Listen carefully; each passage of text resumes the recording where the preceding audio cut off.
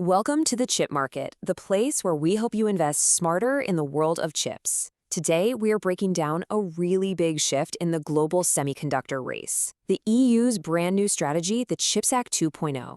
And look, this isn't just some small tweak. We're talking about a fundamental reboot of a multi-billion-euro plan. And for any serious tech investor, understanding what's changed is absolutely critical.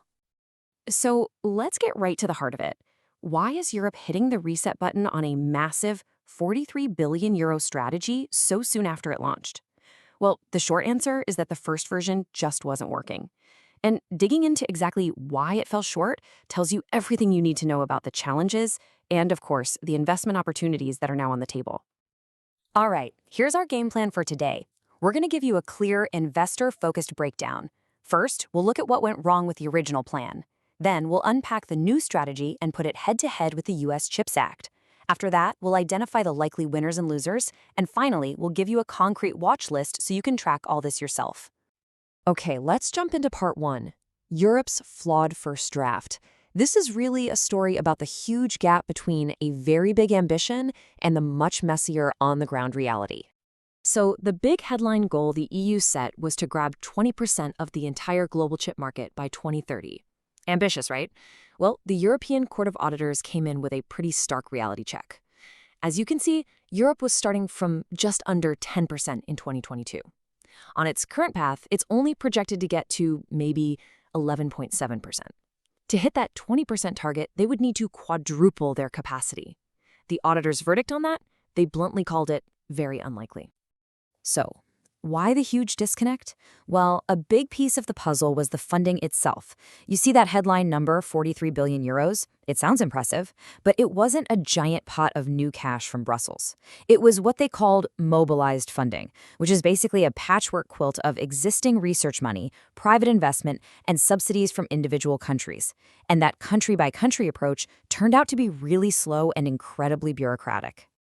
And here you can see the real-world consequence of that slow process. Intel's huge project in Magdeburg, Germany, a cornerstone of the EU's plan for cutting-edge chips, has been hit with major delays. It was announced back in 2022, but arguments over subsidies and red tape have pushed the start of construction from 2023 all the way to 2025. That means the first chips won't come off the line until 2029 or 2030 at the earliest. That's a 2-year slip, which in the chip world is an eternity. Now let's contrast that with TSMC's project in Dresden. This one is really interesting. It's a joint venture with European auto giants like Bosch and Infineon. And notice the strategy here.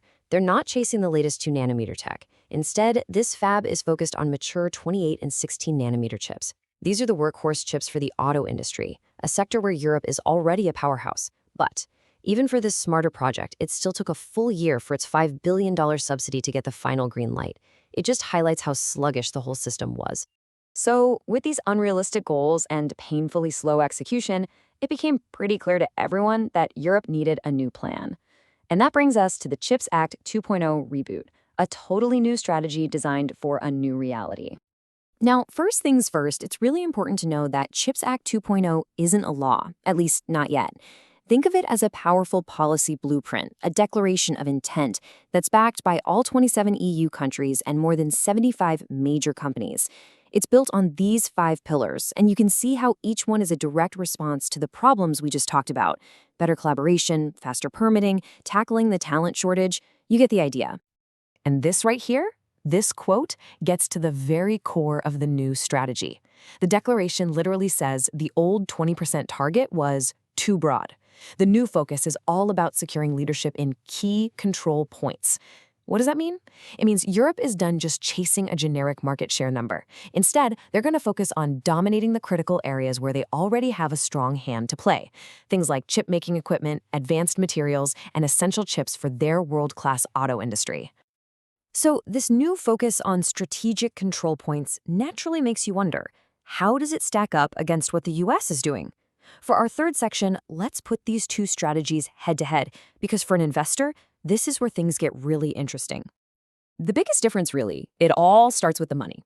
The U.S. CHIPS Act is built on a massive, centralized $52.7 billion fund. It's one big pot of cash handed out directly by the federal government. The EU's original approach, as we saw, was more like passing a hat around to different countries. But the critical change in CHIPS Act 2.0 is the push to create a dedicated EU-level budget. That would be a huge shift, moving them much closer to the American model. Let's break down the toolkits they're using. The US has this powerful 1-2 punch, $39 billion in direct grants plus a 25% investment tax credit. It's very straightforward. The EU, on the other hand, has relied on this complex system of state aid exemptions. They have a fancy name for it, but it's basically just letting individual countries hand out money. The proposed EU budget line in version 2.0 would be a total game changer, giving them a real federal-style tool for the first time. And all these differences in funding directly affect speed. The US system is like an express lane. It's centralized, and companies apply through a single office. Money started flowing in about 18 months. The EU's process? Well, it's been more like being stuck in traffic, with multiple stops for approval at the national and EU level. We're talking approval lags of 9 to 15 months for every single project. Fixing this with fast-track approvals is a top priority for CHIPS Act 2.0. The overall goals are also pretty different. You can think of it like this. The US is playing offense. It's trying to reclaim the top spot in leading-edge manufacturing while putting up strict guardrails to box out China. Europe, with its new 2.0 strategy, is playing a much more focused defensive game. It's all about protecting its own industrial supply chains by doubling down on its existing strengths in equipment, materials, and chips for its auto sector. Okay, so we have these two very different playbooks on the field. What does this all actually mean for investors? Let's get to the bottom line. Who is set up to win, who faces the biggest risks, and what are the realistic timelines we should all be working with? All right, first, let's be crystal clear about the timeline. For investors, this is so important. This is a long game. The groundwork for 2.0 is being laid right now, but a formal law probably won't even be proposed until 2026. That means any new dedicated EU funding won't likely start flowing until the new budget cycle in 2028. So don't go looking for an immediate impact on company earnings. But that doesn't mean nothing is happening now. While we wait for that big EU-wide fund, individual countries are already writing big checks. Take Germany, for instance. They've already committed 5 billion euros in aid for that TSMC project in Dresden. That's a huge, concrete signal that this new focus on securing the auto supply chain is very real. So who are the clear winners from this strategic shift? Well, first you have Europe's world-leading equipment and materials companies. We're talking about the picks and shovels players like ASML, ASM, and ZEISS. They are the exact control points Europe wants to champion. Second, you have the auto and power semi-champs, Infineon, STMicro, and XP. They'll get direct support. And third, the specialty suppliers like Celtec and Air Liquide, who are critical cogs in that whole machine. Of course, it's not all upside. There are some serious risks to keep an eye on. Any project, no matter how great, can get bogged down in permitting or face high energy costs. Also, any company that was betting on Europe building a bunch of leading-edge fabs really fast might be disappointed. And maybe the biggest risk of all is external. There's a real threat of a global glut in mature chips, driven by China's massive expansion, which could crush profit margins for everyone. And that brings us to our final section, a practical watch list for you. These are the key things you should be monitoring to see if Europe's ambitious new plan is actually translating into reality or if it's just more talk. Here are 3 critical things I'd be watching like a hawk. First, watch the money. When that 2028 budget comes out, how big is the dedicated semiconductor fund? That number will tell you how serious they really are. Second, watch the clock. How long does it take for new projects to get approved? If that time shrinks to under 6 months, you know the reforms are working. And finally, watch the dirt. Are Intel and TSMC actually starting construction on time? Are they moving dirt and pouring concrete? That's the ultimate reality check. And you absolutely have to keep an eye on the huge strategic wild card in all of this, China. Beijing is pouring money into its own mature chip capacity, which could flood the global market and tank prices. At the same time, the US is investigating this exact issue, which could lead to tariffs. A major move by either Washington or Beijing could completely reshape the entire landscape overnight. So, this leaves us with the central question, really. Is this global subsidy race a smart move to build more resilient supply chains for everyone?